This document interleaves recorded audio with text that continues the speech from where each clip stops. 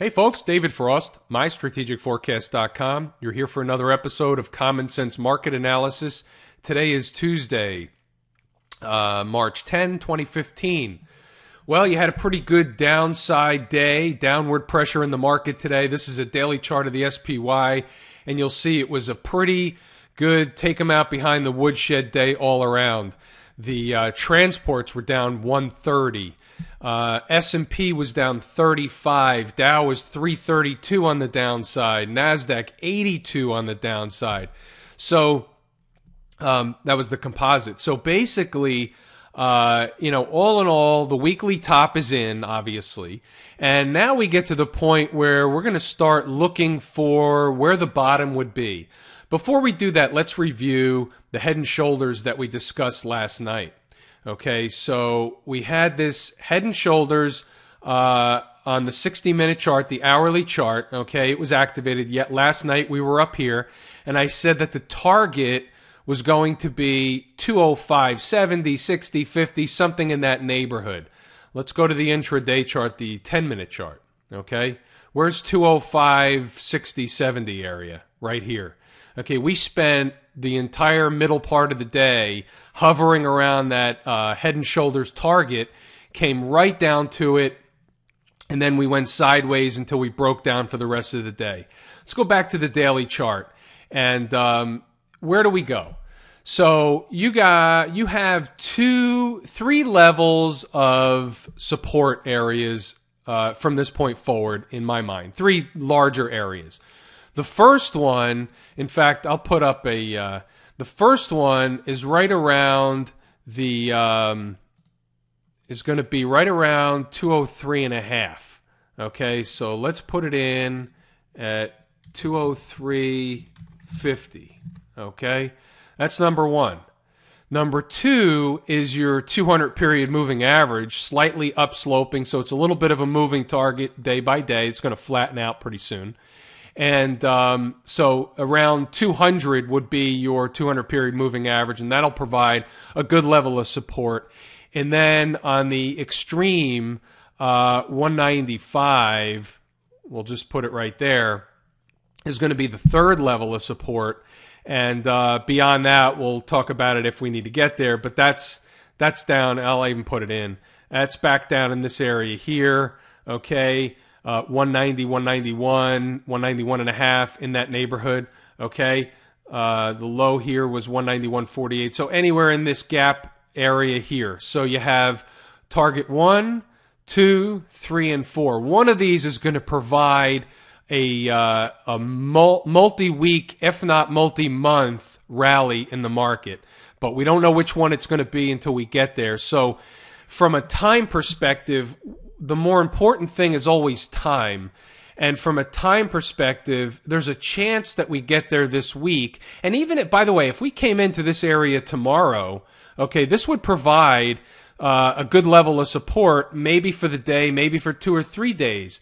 But until the market finds a bottom, and how do we know it's found a bottom? We look for the market to give us a sign of a reversal. Okay, this down here, okay, in this area, that's a reversal. Okay, this big candle here is a reversal. This was a reversal. This is a reversal. That's all we're looking for. We're looking for a reversal. It's really not that hard. Now, do the reversals always work out? No, not always anything. But when you put the probabilities in your favor and you look for a reversal, the market is telling you it's got buying pressure. And when we look for a reversal, we look for a reversal on volume. So we look for volume to be an indicator. We look for the type of reversal it is. And then we look for relative strength around the market and what's been performing well. So that's what we'll be looking for here. Just real quick, let's talk about the IWM. The IWM on a relative basis was a little bit stronger than the S&P and the Dow today. The IWM was down 1.1%, but the S&P was down 1.7%. So I'm not reading too much into that yet, but it's just interesting that one of the risk asset classes outperformed others. So that's all. Nothing really more than that. I want to review a couple of trades real quick. This is interesting. Because both downside and upside, you can make money in the market, and it's just interesting the way this worked out. I put this out to subscribers, members down here, 33.75. I believe that was the number. Was it 33.75? It was either 33.75 or 34.75. It might have been 34.75. In fact, I think it was. So to be fair, let's say 34.75. Okay, put this out to members. And that was on the 4th of March. Okay, just the other day. All right, and look where we've gone from here. Even on a day like today, okay, when the all the major indexes were down significantly, okay, Mobileye was up 23 cents on the day, a little more than 0.5%. This is what I call relative, or anybody calls relative strength. When a stock can significantly outperform the broader market and other stocks in its sector, okay, other technology stocks, and some other technology stocks did okay today, but when they can outperform technology and the broader index and shows relative strength on some volume, it shows you that there's a bid underneath this market, this stock. And what that tells you is once the market does turn and starts to rally, this is going to take off to the upside. So that's a trade. While the market's going down, we're going up in Mobileye. Here's another one. Here is the Russian ETF of Russia. Okay, and we were short at 1770. Okay, right up in this area here. Okay, 1770. Now it's 16.26 on the close. I think there's more downside to come. But either way, it's $1.50 in the money. What is that? Roughly around 11 or 12%. Not too shabby for about a week and a half. Okay, maybe 2 weeks on the outside. So all I'm trying to say is you have to have a wide variety of things that you're long and short. And if you read the charts correctly, they usually work out in your favor. We're just trying to put the probabilities in our favor. All right, let's run through some of the other markets, folks. So crude oil took a hit today. Thought it was going to go up. It didn't. It went down to the lower end of the range. And this lower end of the range here, if this doesn't hold, then maybe there's more downside to be had. But we're going to need to see a dollar pullback in order for crude to rally. So if you look at the dollar, I mean, this thing has just been on a parabolic, all-out assault on higher prices. It's basically on an assault to par being 100 cents on the dollar. So whether it gets there on this run or not, it's certainly going to get there and beyond. But the point is that each and every time that the dollar shows strength, oil shows weakness. So until the dollar can show a pullback, and eventually it's going to need to pull back. I mean, we looked at this last night. Let's just look at the longer term chart, and you'll see, we got to come back close to home here. That's just the way it is. That's the way it works. You'll find, you wake up one morning and the dollar will be down big and they'll have a story behind it. But nevertheless, it has to come down. It's got to come back down to earth to build up some more, upward momentum to push higher. It just does not all going to happen in one shot.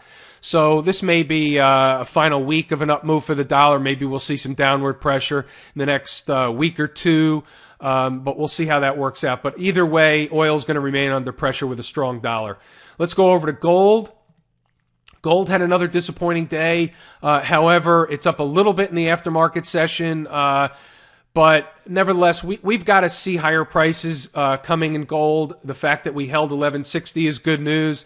As long as we continue to hold 1160, we should go up about $20 to get the party started on the upside. But how high the party goes, we're going to have to take it one day at a time. But I certainly now can see a close above 1160, which we had today, certainly indicates about 1180 to 1185 in that neighborhood. So call it $20 to the upside. And then we'll just take it one day at a time from there. But we should see a little bit of a pop in the price of gold. What else do I want to talk about? How about bonds? We'll talk about the TLT real quick. Now, I gave you the TLT, and I was saying it for a long time. I was saying it for weeks, that 124.24. That was down here. We came through it a little bit, but right back above 124.24. Now we're at 126.28. I still think there's higher prices. We should at least come into the 20-period moving average, which is 127.5, and then I would hope that and I think we will continue a little bit higher.